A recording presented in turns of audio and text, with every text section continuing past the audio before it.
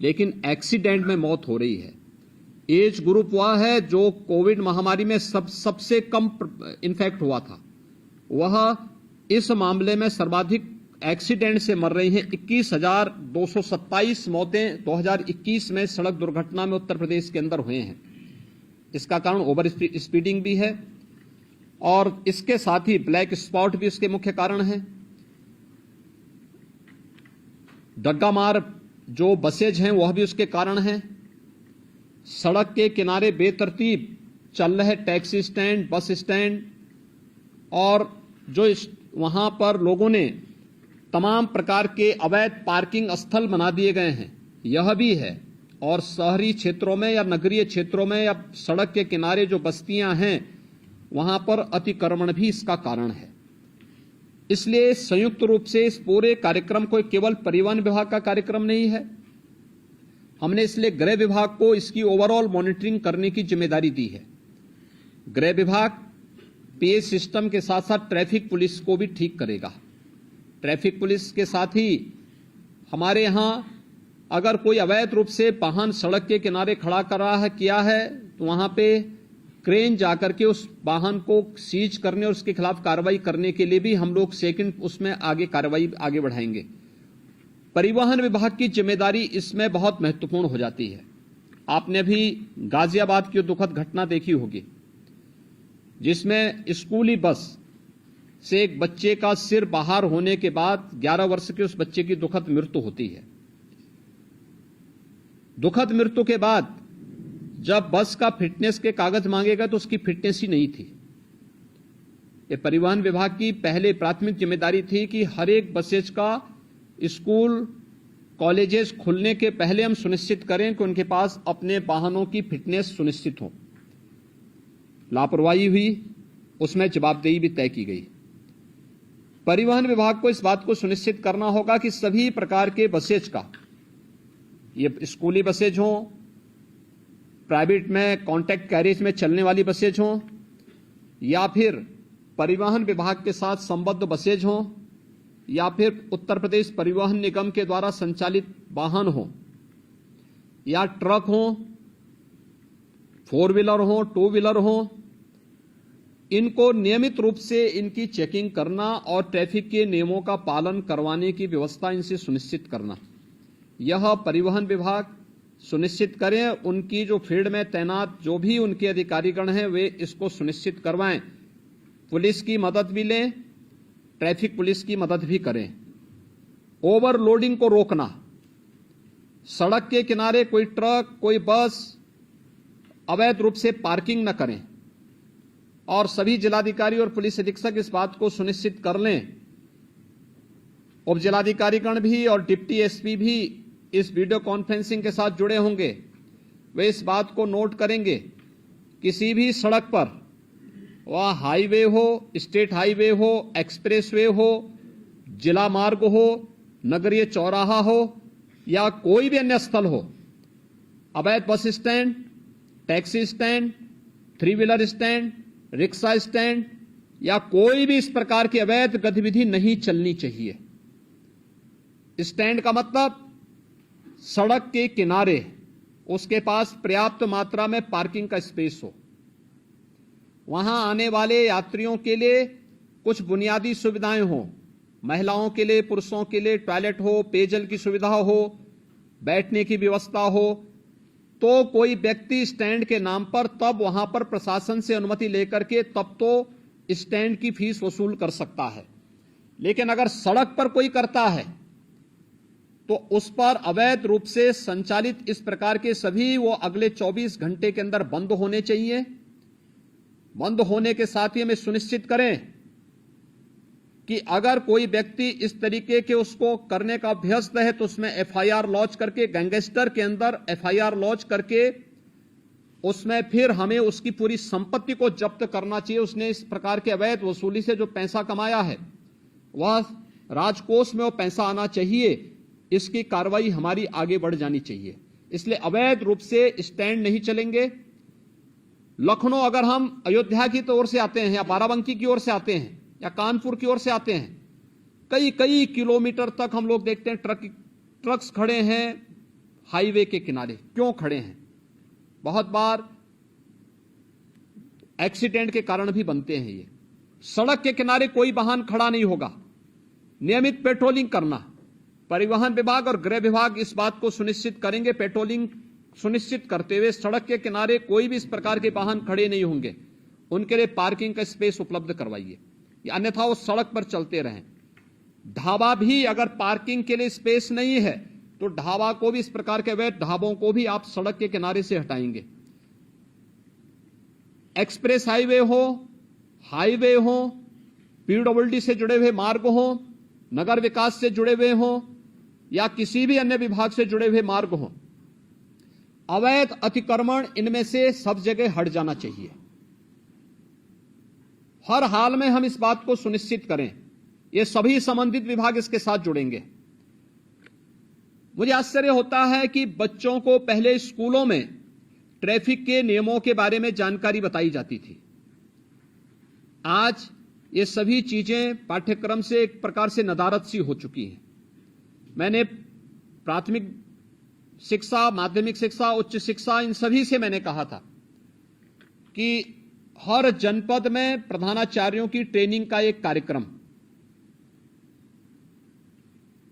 मुझे विश्वास है कि सभी जगह हुआ होगा। जिन लोगों ने ट्रेनिंग ली है, विद्यालय के प्रिंसिपल होंगे, प्रधानाचार्य होंगे, प्राचार्य होंगे, वे सभी अपने अपने विद्यालयों में ट्रेनिंग के साथ साथ बच्चों में अब एक हम लोग हैंडबिल हर जनपद में सूचना विभाग की तरफ से भेज रहे हैं। इस हैंडबिल का प्रकाशन हर एक बच्चे के पास ये हैंडबिल पहुंच जाए, कॉमन मैन के पास भी पहुंचे, चौराहे पर जहां पर हमारे पब्लिक एड्रेस सिस्टम हो वहां पे भी ये पहुंचे, हमें क्या करना है क्या नहीं करना है। अच्छा हैंडबिल बनाने का प्रयास हुआ है।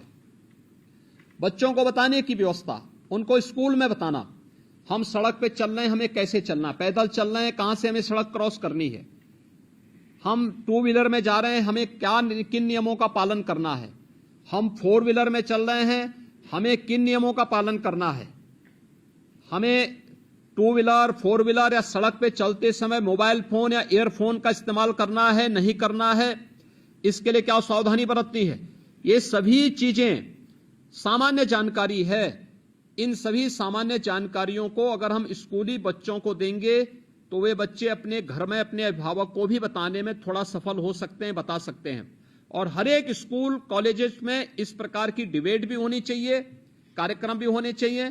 अगले 2 दिन विद्यालय चलेंगे, उन 2 दिनों के अंदर हम इन कार्यक्रमों को वहां पर लागू करने का प्रयास करें। कहीं प्रभात फेरी निकले, कहीं इस पे टॉक हो, कहीं यहां पर डिबेट हो, कहीं यहां पर कुछ अन्य कार्यक्रम चलने चाहिए। ये स्कूल कॉलेजेस की एक जिम्मेदारी बनती है और इसके बारे में हमें प्रतियोगी कार्यक्रम भी वहां पर आगे बढ़ाने चाहिए। इसके अलावा हम इसमें तमाम अन्य संगठनों का भी सहयोग, स्वयंसेवी संगठन होंगे, सड़क सुरक्षा से संबंधित जानकारी देने वाले तमाम अन्य सामाजिक संगठन होंगे, उनका भी हम इसमें मदद लें। इसमें हम लोगों से इस बात को सुनिश्चित करें कि सड़क स्टंट करने की जगह नहीं है। ओवर ब्रिजेज या फ्लाईओवर के ऊपर जो स्टंट होते हैं, जो युवा स्टंट कर रहे हैं अपने बाइक से, हर हाल में इसको रोकना। बाइक से चल रहे हैं तो हेलमेट अनिवार्य करने की आवश्यकता है, बताने की आवश्यकता। 1 सप्ताह अवेयरनेस के कार्यक्रम चलाइए, पहले अवेयरनेस और फिर अगर अवेयरनेस के बाद आपको लगता है कि अब हमें इन्फोर्समेंट की आवश्यकता होती है तो उसके बाद फिर हमें इस कार्यक्रम को उसके बाद फिर आगे बढ़ाना चाहिए। इसलिए पब्लिक एड्रेस सिस्टम को सक्रिय करने और उनका उपयोग करने के लिए ही हमने इस बारे में कहा। हैंडबिल का वितरण, होर्डिंग्स लगाना, हर एक जनपद में, हर एक चौराहे पर, हर एक स्तर पर सूचना विभाग से इसके बारे में पूरी जानकारी लेकर के सावधानी बरतने की दृष्टि से अच्छे होर्डिंग्स परिवहन विभाग के द्वारा, गृह विभाग के द्वारा, नगर विकास विभाग के द्वारा, पीडब्ल्यूडी के द्वारा, अन्य सभी संबंधित शिक्षा विभाग के द्वारा, इनके द्वारा हर एक स्तर पर लगाने की आवश्यकता है। इसके पोस्टर बनाए जा सकते हैं, एलईडी में, एफएम रेडियो पर, लोकल स्तर पर इसके हम तमाम कार्यक्रम इसके आगे बढ़ा सकते हैं। ये चीजें हम सुनिश्चित करें। परिवहन विभाग इस बात को सुनिश्चित करे कि जो वह ड्राइविंग लाइसेंस देते हैं हम ऑनलाइन तो दें, लेकिन इस बात को सुनिश्चित करें कि ट्रैक पर भी हम उनकी एक बार देखें कि वह इस योग्य है कि नहीं है कि हम उसे ड्राइविंग लाइसेंस दे सकें। अन्यथा खैरात के भाव बांटने की वो बंद करिए और आरटीओ के कार्यालय दलालों से मुक्त हो। किसी भी प्रकार की दलाली की गतिविधि वहां न चले, इस बात को भी हर एक जनपद में जिलाधिकारी और पुलिस अधीक्षक की टीम सुनिश्चित करें। ओवरलोडिंग को रोकने की कार्रवाई, जहां से ओवरलोडिंग हो रही है उसी केंद्र पर रोकना। ऐसा नहीं कि आप सड़क पे लेके आ रहे हैं और सड़क पर लेकर आने के बाद फिर सड़क पर अवैध रूप से जाम लग रहा है, लंबा जाम में लोगों को फंसना पड़ रहा है। जहां से हो रहा है वहां से आप बोलिए कि 5 टन की क्षमता है तो उसमें 15 टन नहीं जाएगा या 10 टन नहीं जाएगा। जितनी क्षमता होगी उसी हिसाब से आप उसको रिलैक्सेशन दे सकते हैं, लेकिन उससे ज्यादा नहीं। सड़कें खराब होती हैं और फिर उसके बाद जहां मर्जी आती है वहां वो अपना ट्रक और अपना वाहन खड़ा करके शेष अन्य लोगों के भी आना जाने को पूरी तरह बाधित करते हैं। अच्छा होगा जिस दिन स्कूल कॉलेजेस बंद होंगे उस दिन हम अभिभावकों के साथ भी इस प्रकार की चर्चा करें, सड़क सुरक्षा पे चर्चा करें कि आप अपने पाले को लेकर स्कूल आ रहे हैं तो कम से कम हेलमेट पहन करके आए। बाइक से आ रहे हैं हेलमेट पहन के आए, 4 व्हीलर से आ रहे हैं तो सीट बेल्ट को लगा करके आए।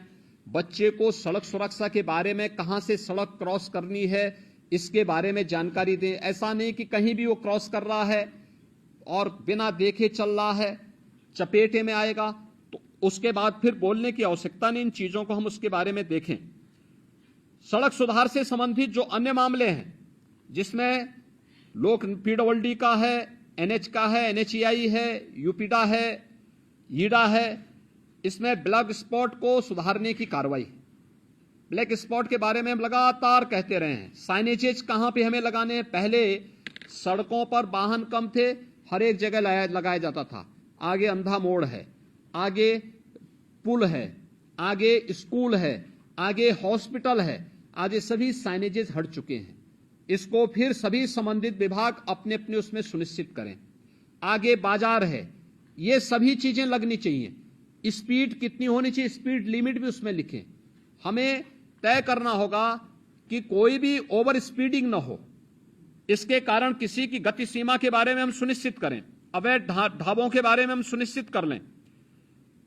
और इसके अलावा हमें इन चीजों के बारे में भी तय करना होगा कि टोल प्लाजा में ओवर स्पीडिंग और ओवरलोडिंग के बारे में हमें इन चीजों को वहां पे सुनिश्चित करना होगा।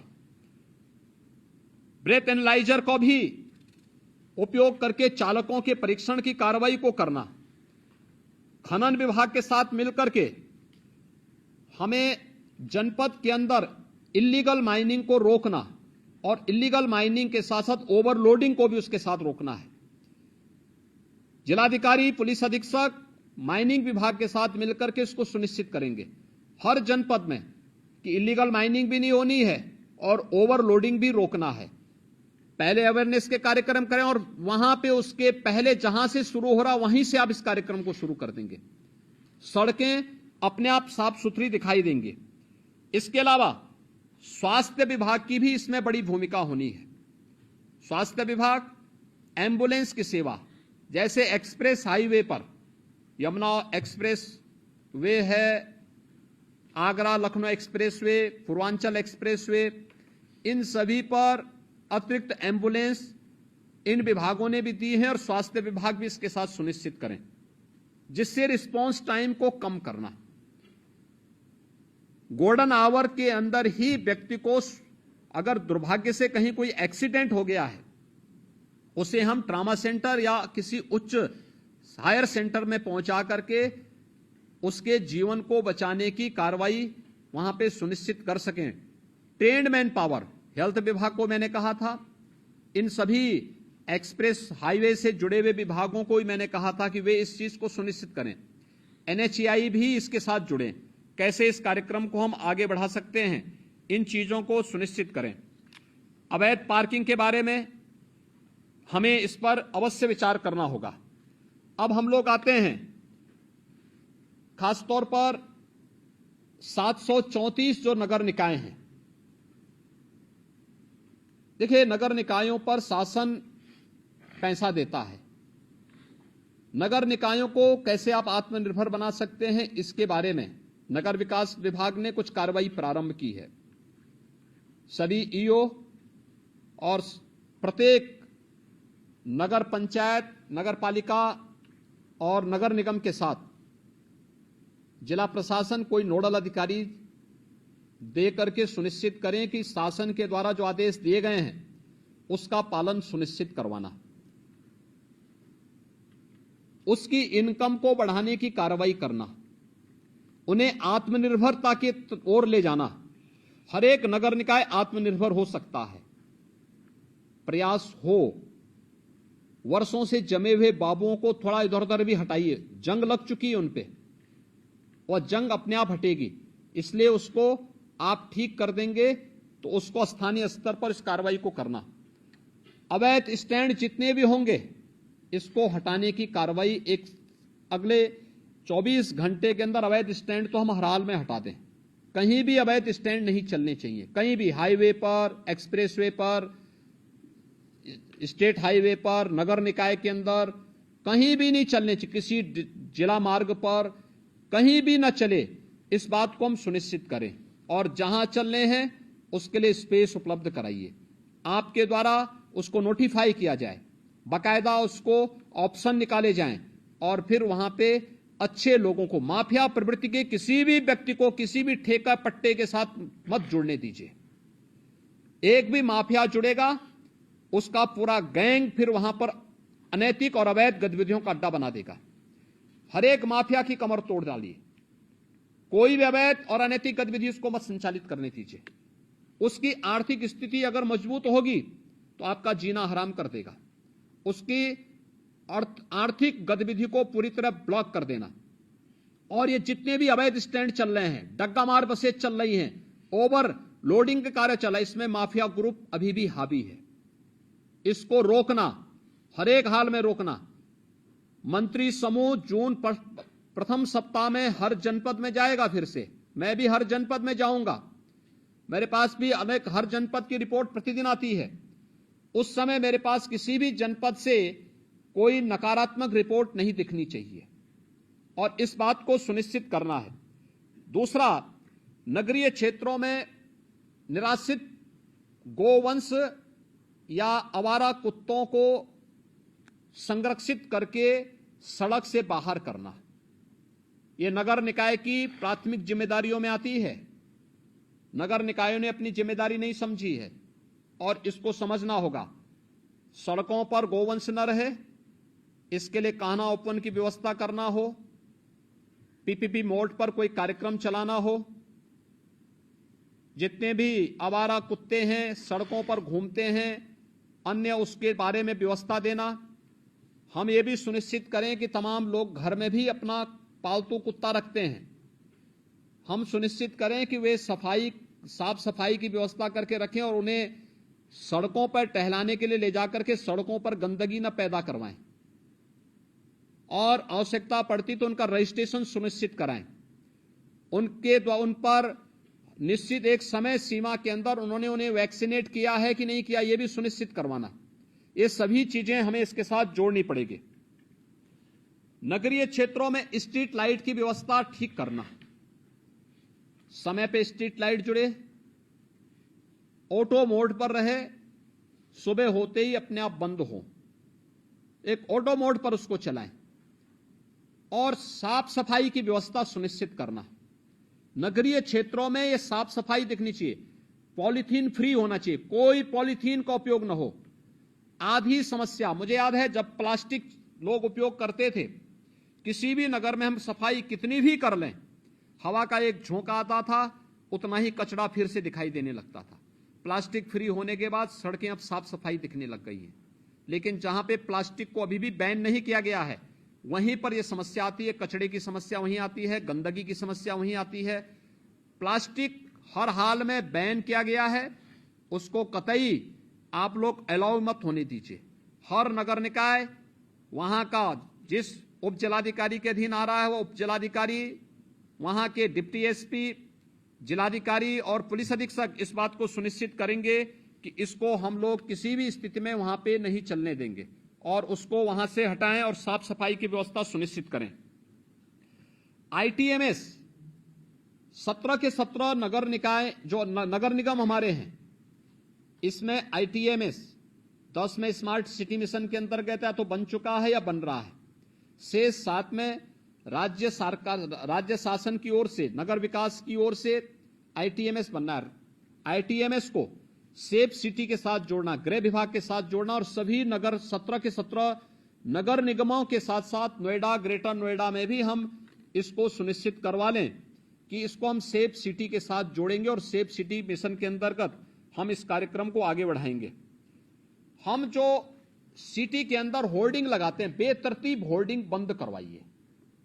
देखिए, स्मार्ट सिटी मिशन की एक शर्त है ये कि बेतरतीब होर्डिंग हटनी चाहिए और हमें हर हाल में इसको सुनिश्चित करना होगा। हर एक नगर निकाय के अंदर हम इसको सिस्टम के साथ जोड़ें। हम वहां पर इस बात को सुनिश्चित करें कि कहां पे हमारी होर्डिंग लगनी है, कहां पे हम लोग उसको स्क्रीन के साथ जोड़ सकते हैं, कहां पर हम उसको अन्य उसके साथ जोड़ सकते हैं, जिससे नगर के अंदर घुसते ही अच्छा दिखाई दे। कोई भी नगर निकाय ऐसा होना चाहिए जो आपका वहां की स्वच्छता ही वहां का पहला प्रतीक बन जाए। नगर निकाय के कार्यालय, वहां का भवन उस पूरे नगर निकाय के बारे में एक जानकारी दे सके, इसलिए उस पर ध्यान देना। उन वहां को जोड़ने वाली सड़कों को ठीक रखना, उसके सुंदरीकरण की प्लानिंग करना, उसको बेहतर तरीके से आगे बढ़ाना, जेब्रा क्रॉसिंग के निर्माण की कार्रवाई को सुनिश्चित करना है।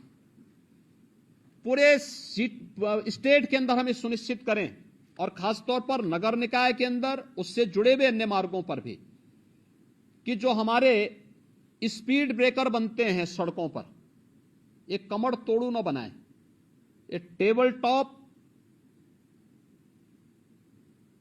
स्पीड ब्रेकर बने। अगर कोई बीमार व्यक्ति है उसको भी परेशानी नहीं होगी, लेकिन साथ साथ हम अगर मार्किंग करते हैं वहां पर तो स्पीड अपने आप लिमिट हो जाती है। लेकिन जब वह कमर तोड़ू बनाते हैं तो कोई बीमार व्यक्ति जा रहा है उसके लिए बड़ा, या कोई बच्चा है, कोई गर्भवती महिला है, उसके लिए खतरनाक हो सकता है। इसलिए हमें पीडब्ल्यूडी को भी, नगर विकास को भी और अन्य सभी संबंधित विभागों को यह सुनिश्चित करना होगा कि कहीं भी हमें ये कमर तोड़ू स्पीड ब्रेकर नहीं दिखने चाहिए। इनको हटा दीजिए, जितनी जल्दी हटाइए उसको, हटा करके वहां पर हम, क्योंकि जब आप इस प्रकार की स्पीड ब्रेकर देते हैं तो उस स्पीड ब्रेकर से बचने के लिए लोग साइड से जाते हैं और फिर वहीं एक्सीडेंट का कारण भी बनता है। यह भी एक ब्लैक स्पॉट है आपका, ये जो आपके द्वारा दिया गया है। यानी ब्लैक स्पॉट केवल सड़क इंजीनियरिंग की खराब स्थिति का मुख्य कारण नहीं होता है, ब्लैक स्पॉट का कारण एक गलत स्पीड ब्रेकर भी होता है। इसलिए स्पीड ब्रेकर टेबल टॉप होने चाहिए, जिससे कोई भी व्यक्ति वहां जाए आसानी से स्पीड कम करते हुए बहुत आसानी से उसको पार कर लेता है, और उस पर भी हमें ध्यान देना होगा। नगरीय क्षेत्रों में हमारी जो परिवहन की व्यवस्था है, सिटी बस सेवा है, इसको लोगों के लिए सरल बनाना, सुलभ बनाना और सुरक्षित भी बनाना। इलेक्शन के दौरान मैं कानपुर के अंदर देख रहा था, 2 बार वहां पर एक्सीडेंट हुआ, और एक बार तो जो सिटी बस सेवा, वहां पे इलेक्ट्रिक बस सेवा है, उससे जुड़ा हुआ व्यक्ति ने जबरदस्ती 6 लोगों को कुचला था वहां पे। और उस दौरान कानपुर के अंदर प्रशासन की संवेदनशीलता देखने को मिल रही थी कि कितनी तेजी के साथ वे लोग वहां जा रहे थे। यानी मुझे यहां से इलेक्शन के बावजूद मुझे बोलना पड़ा कि आप लोग वहां क्यों नहीं पहुंचे। 11-12 घंटे के बाद फिर उनकी उपस्थिति वहां हो रही। ये दिखती है कि हम कितने संवेदनशील हैं। नगर निकाय इस बात को सुनिश्चित करें कि सिटी बस सेवा को संचालित करने वाला जो ऑपरेटर है, उससे जुड़े हुए जो भी लोग हैं, हमें उनकी पुलिस वेरिफिकेशन जरूर करानी चाहिए। किस पृष्ठभूमि के हैं, आपराधिक मानसिकता के तो नहीं है, क्योंकि कानपुर में जो भी घटना घटित हुई ये आपराधिक मानसिकता की दृष्टि से हुआ था। और इस प्रकार की आपराधिक गतिविधियों को रोका जाना चाहिए। 6-6 लोग कुचले जा रहे हैं सिटी बस सेवा से, ये बहुत दुर्भाग्यपूर्ण स्थिति है और ये चीजें नहीं स्वीकार की जानी चाहिए। इसलिए इन बातों को सुनिश्चित तो हमें करना होगा, ये परिवहन की दृष्टि से हम लोग सिटी के अंदर करें। अब जो हम लोगों को नगर के अंदर करना है, बहुत महत्वपूर्ण कार्य है ये। 2 कार्यों के लिए हर एक नगर निकाय के अंदर, बड़े नगर निगम है, जिलाधिकारी, पुलिस अधीक्षक, व्यापार मंडल के साथ अलग अलग बैठक करें, स्ट्रीट वेंडर के साथ बैठें, नगर आयुक्त को भी अपने साथ ले लेंगे, एडीएम सिटी होंगे, सिटी मजिस्ट्रेट होंगे, एसपी सिटी होंगे, इनको भी अपने साथ ले लेंगे और इनके साथ बैठक करके, अलग अलग क्रम में बैठक करके हमें सुनिश्चित करें कि कोई भी व्यापारिक प्रतिष्ठान सिटी के अंदर अपनी परमिसेस के अंदर ही रहेगा, उससे बाहर न हो। सड़कें खाली दिखनी चाहिए। सड़क में लोग अपना अंदर का सामान सड़क पे रख करके नहीं बेचेंगे, किसी को भी हम सुनिश्चित करवाएंगे। और अपनी परमिसेस में रह करके हम पहले बातचीत करें, संवाद बनाएंगे।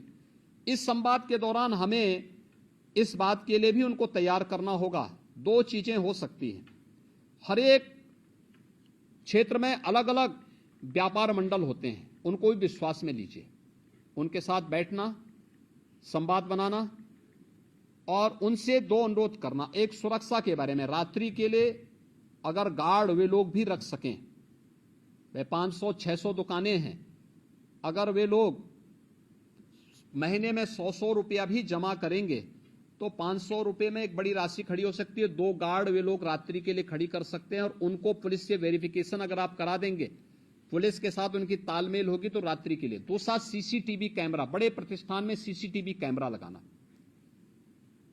हर बैंक में, हर वित्तीय संस्थान में, हर बड़े व्यावसायिक प्रतिष्ठान में सीसीटीवी कैमरे की आवश्यकता और इसको उनके साथ लगवाना।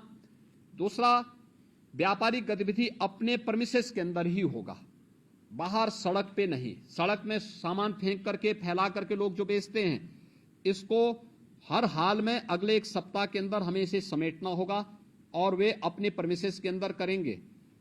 पार्किंग की व्यवस्था सुनिश्चित करना, हर एक जगह सड़कों पर पार्किंग न हो। 2 व्हीलर, 4 व्हीलर या बसेज खड़ी करने की जो परंपरा है, इसको रोकें। कॉमन मैन को चलने के लिए सड़क आप दीजिए। दूसरा, स्ट्रीट वेंडर के साथ संवाद बनाना। जितने स्ट्रीट वेंडर हैं प्रदेश के अंदर, हमने लगभग 8 लाख स्ट्रीट वेंडर ऐसे हैं जिस स्ट्रीट वेंडर को हम लोगों ने पीएम स्वनिधि की योजना के अंतर्गत जोड़ा है। मेरा मानना है प्रदेश के अंदर स्ट्रीट वेंडर की संख्या लगभग 15 लाख से के आसपास है। ये सभी स्ट्रीट वेंडर के साथ बैठना, अलग अलग मार्केट में अलग अलग स्ट्रीट वेंडर का ग्रुप काम करता है। कोई रेलवे स्टेशन के पास करता है, कुछ बस स्टैंड के पास काम करता है, कोई अन्य जगह काम करता है। स्ट्रीट वेंडर के साथ भी बैठने की व्यवस्था करना और स्ट्रीट वेंडर के साथ बैठक करके इनके व्यवस्थित पुनर्वास को सुनिश्चित करना। मैंने पहले भी कहा था, हर एक स्ट्रीट वेंडर का रजिस्ट्रेशन आप सुनिश्चित करवा दीजिए। हर एक स्ट्रीट वेंडर का अगर रजिस्ट्रेशन है तो उसका व्यवस्थित पुनर्वास भी करना। व्यवस्थित पुनर्वास, नगर निकाय की तमाम लैंड खाली पड़ी होंगी, वहां पर आप ले जाइए और वहां पर उन लोगों को सुनिश्चित करिए। सड़क के किनारे न हो, पटरी के किनारे न हो, नाली के किनारे कुछ भी नहीं होना चाहिए। मैं देख रहा हूं बहुत सारे नगर निकायों में बाहर से आने वाले तमाम लोगों ने डेरा जमा लिया है, उन्होंने झोपड़ी बना ली है नालियों के ऊपर और वहां पर अवैध रूप से वे लोग रह रहे हैं और उसमें से बहुत सारे लोग तो अवैध गतिविधियों में भी लिप्त हैं, खासतौर पर जो डकैती की घटनाएं होती हैं। याद करिए, अभी हम लोगों ने लखनऊ में 2 वर्ष पहले जो रैकेट पकड़ा था, वो रैकेट था बांग्लादेश का और वही लखनऊ में डकैती डाला था। लखनऊ के बाद फिर अलीगढ़ में डाला था, अलीगढ़ के बाद फिर उसका हाथरस में, फोन उसका हमारे सर्विलांस में आ गया था और फिर उसका एक व्यक्ति, उसके साथ का एक व्यक्ति बांग्लादेश वापस भी पहुंच गया था। यानी 3-3 जगह हत्या करके डकैती डालने के बाद उनमें से एक व्यक्ति बांग्लादेश पहुंच गया, एक व्यक्ति बाद में हमारे हत्थे भी चढ़ा था। यानी ये चीजें दिखती हैं कि हम लोग कैसे आंखें बंद करके चलते हैं। सड़क के किनारे कौन डाल रहा है झोपड़ी, कोई पता नहीं होता हम लोगों को।